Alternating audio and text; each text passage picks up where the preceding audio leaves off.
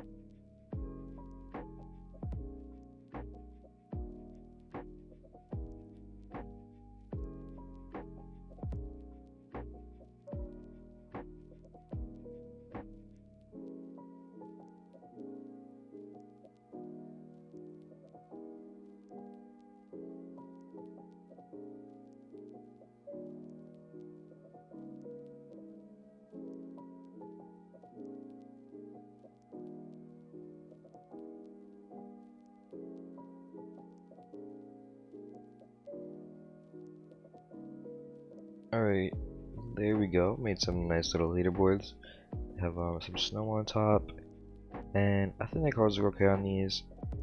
But we also made one for in here. I don't really like how these colors look, but you know, I don't really want to make them purple like the walls. But next we're just going to quickly make a cell area. I think I'm going to leave it pretty similar to the original, or kind of past the penguin. But I will kind of give this little center part a touch up, and have the glowing ring on the outside as well. And I might make some particles. And after we modeled that and the ramps, the last thing we're gonna do for this video, guys, is completely fix the lighting. Right now it's not too bad, but I do think it could look better. So I think that's what we're gonna do at the very end.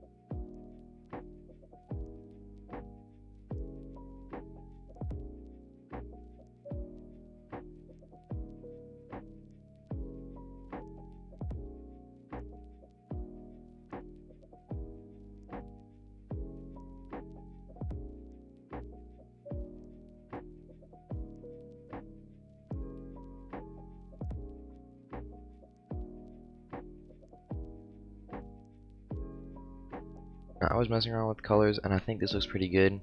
This is the same green that we used down here for these bowling pin indicators.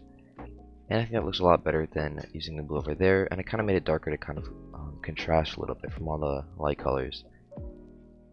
Now, I might make a particle later, and I'm not putting the penguin on now because I don't know what he wants to do with that, but we could probably just leave the penguin on. And I am also going to make a particle for this real quick, and I think it'll look pretty cool. Oh, there we go, we made our particle. Just something kind of simple, but it does make it look a little bit nicer than just having nothing there. And now, since we completed our leaderboards, our entire bowling alley, now all we've left are the zone gates and our ramps.